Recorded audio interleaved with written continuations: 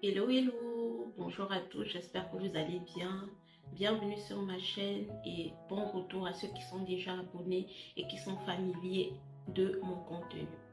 Alors aujourd'hui, si je suis devant vous aujourd'hui, c'est parce que je veux aborder un sujet qui me tient à cœur qui est comment surmonter un environnement de travail toxique lorsqu'on est introverti. Alors, j'aimerais aujourd'hui parler des personnes qui sont calmes, des personnes qui sont réservées, des personnes qui observent plus qu'elles ne parlent, des personnes introverties. Parce que dans un environnement de travail toxique, ce sont souvent eux qui souffrent en silence. Pas parce qu'ils sont faibles, mais parce qu'ils ressentent les choses profondément et contrairement à ce qu'on pense, la Bible en parle plus qu'on ne l'imagine. Pourquoi un environnement de travail toxique est beaucoup plus destructeur pour une personne introvertie? Une personne introvertie n'attaque pas, elle absorbe. Elle analyse chaque parole, chaque ton, chaque regard. Et quand il y a une injustice constante, elle ne répond pas immédiatement, elle rumine. Alors, qu'est-ce que la Bible dit à ce sujet?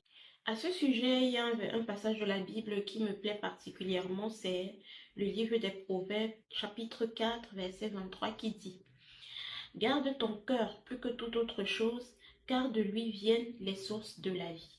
Alors, qu'est-ce que ça veut dire? Le problème, c'est que dans un environnement de travail toxique, souvent notre cœur devient un champ de bataille. On rejoue les conversations dans notre tête la nuit quand on rentre du boulot. On rejoue les conversations, on se refait le film des événements qui ont eu lieu et qui nous ont blessés ou qui nous ont heurtés. Et on anticipe les conflits. Parfois, on est tellement anxieux, tellement angoissé par ce qui pourrait arriver, qu'on est paralysé, on n'arrive même pas à réfléchir ou alors à être efficace au travail. On anticipe les conflits avant même qu'ils n'arrivent. On se prépare mentalement toute la journée et ça vole notre énergie, ça vole notre paix. Et ça nous rend comme des personnes qui sont en mode survie H24. On est sur la défensive, on est anxieux, on est angoissé, on est encore plus stressé alors qu'on a déjà la charge de travail qui est censée nous incomber. Euh, et il y a déjà la charge du travail qui nous stresse. Si on ajoute à ça l'ambiance du travail, vous êtes d'accord avec moi que ça fait beaucoup. Et on peut s'inspirer du comportement de Jésus pour avoir des solutions, pour savoir comment justement se comporter face à ce type de situation.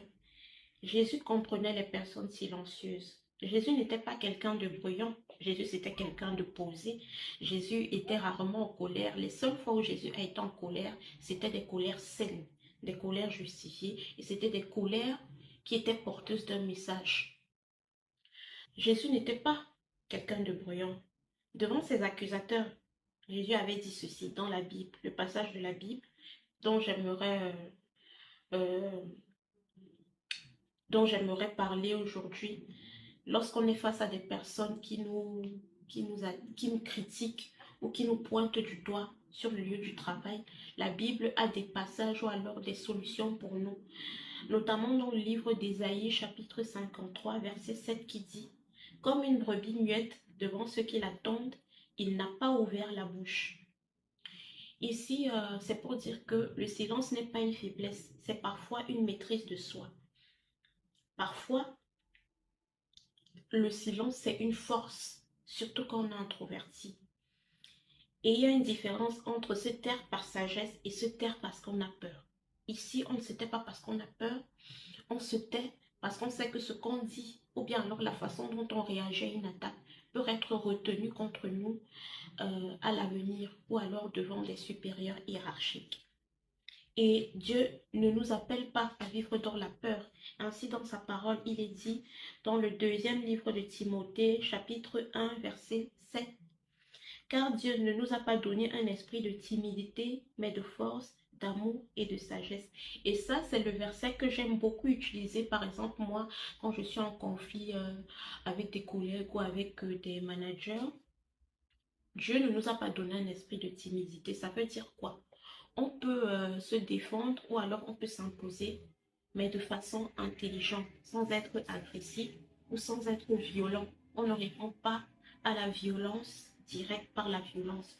Moi, je suis de ceux qui pensent que en étant professionnel, en étant réfléchi et en analysant les événements, on peut tirer le meilleur parti d'une situation qui était censée être une adversité.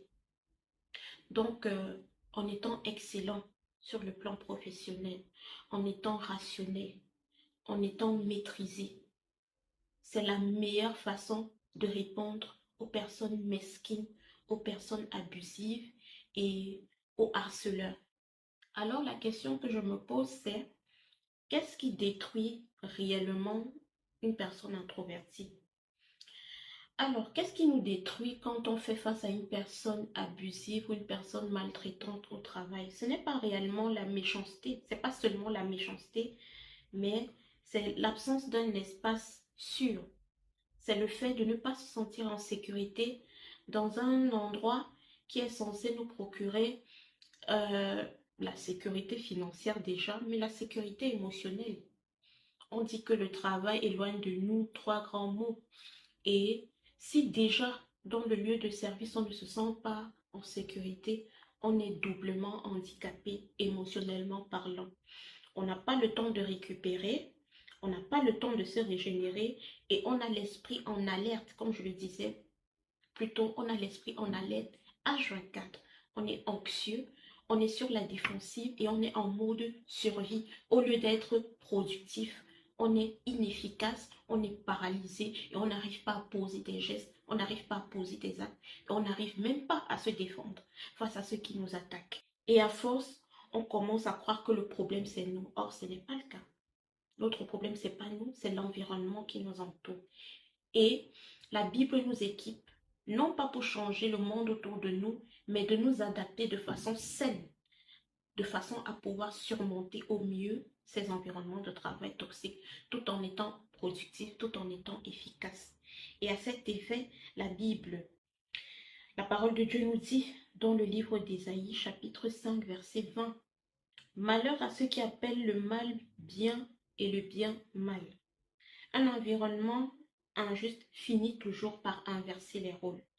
Une personne paisible devient difficile et une personne honnête devient le problème. Et je pense que ceux qui travaillent dans des environnements où ils se sentent différents ou alors qui sentent qu'ils sont mis à l'écart ont cette impression-là de ne pas être intégrés du fait de leur personnalité, du fait de leur origine ou alors du fait tout simplement de leur poste. Et c'est comme ça qu'on est catalogué, on nous colle des étiquettes.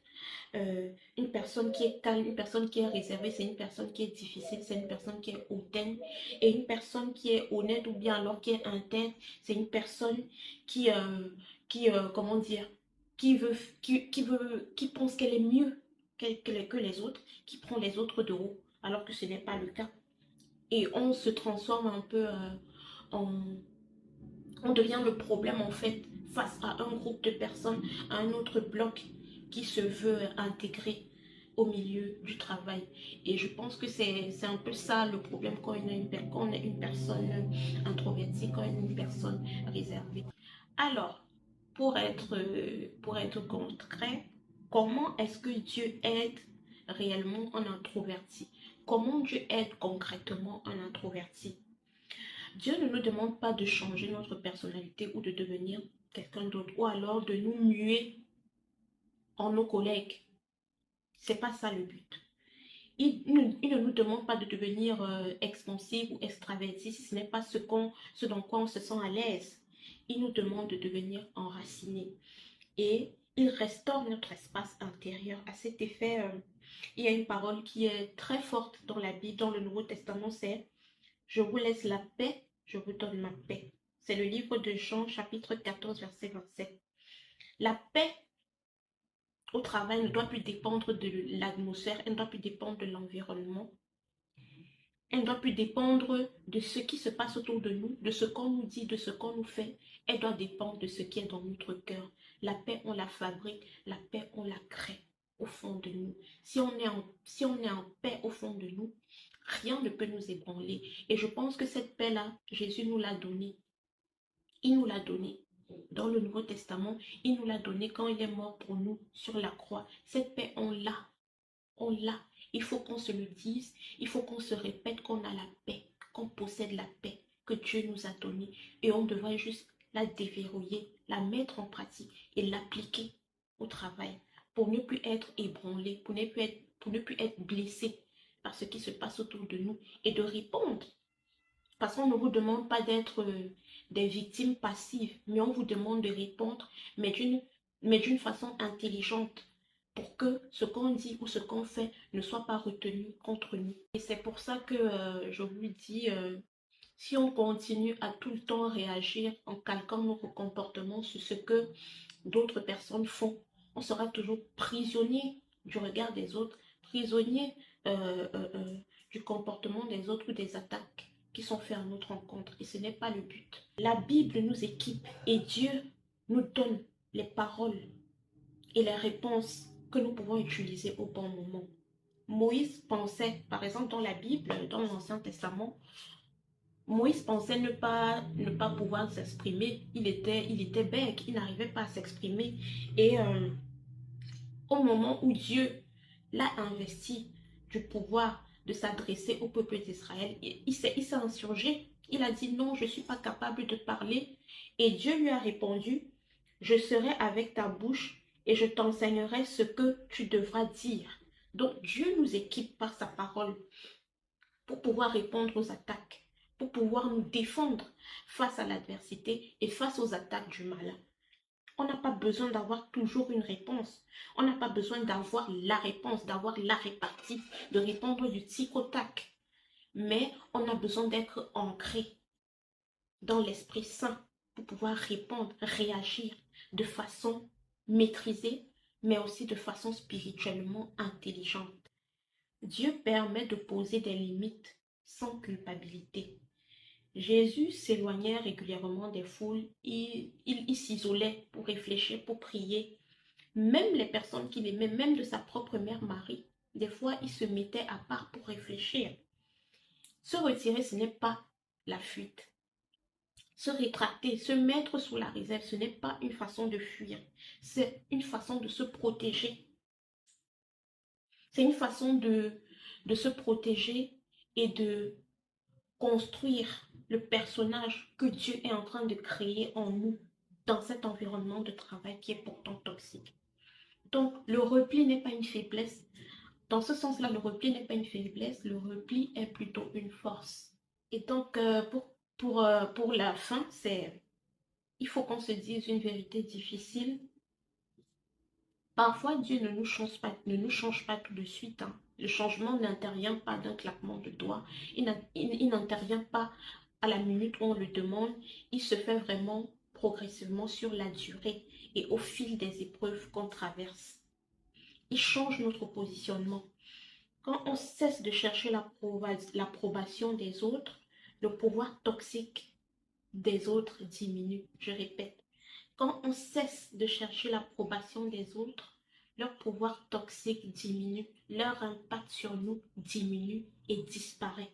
Et voilà la parole qui m'a beaucoup édifiée pour illustrer cela, c'est le livre des Romains chapitre 8 verset 31. Si Dieu est pour nous, qui sera contre nous? Vous savez, moi, dans la vie de tous les jours, en tant que médecin, et je pense que beaucoup de personnes de la profession se reconnaîtront, on fait face à beaucoup d'adversités.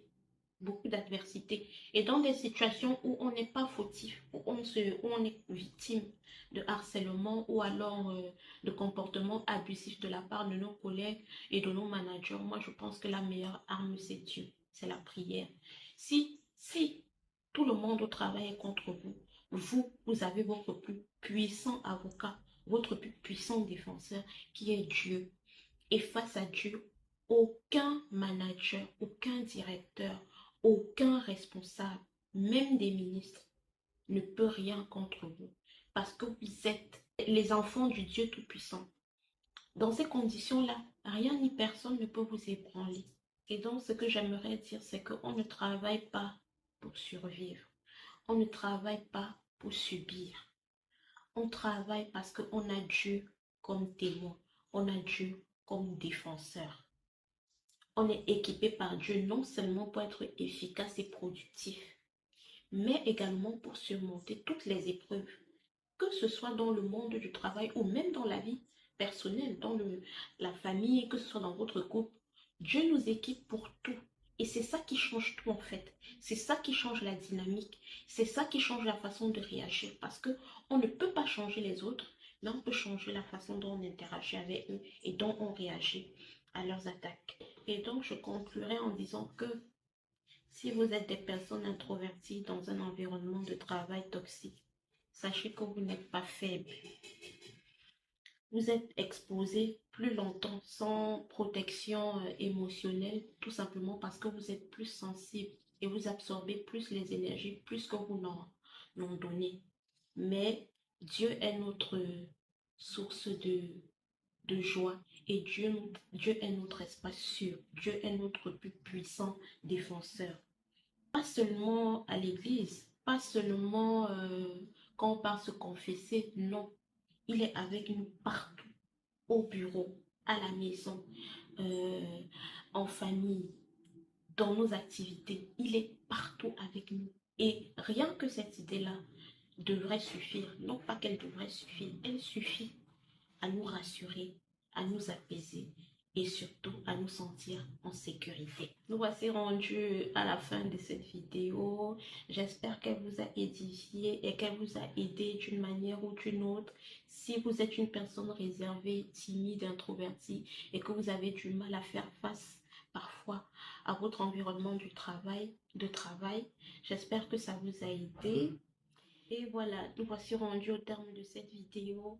Si mon message vous a aidé d'une manière ou d'une autre, si vous a édifié, si vous a transporté et si vous a outillé pour que demain après-demain, quand vous allez aller au travail, vous puissiez faire face à ce collègue mesquin, alors je pense que j'ai accompli ma mission. Si la vidéo vous a plu, n'hésitez pas à liker, à partager. Vous pouvez aussi donner votre expérience personnelle en commentaire pour aider d'autres personnes.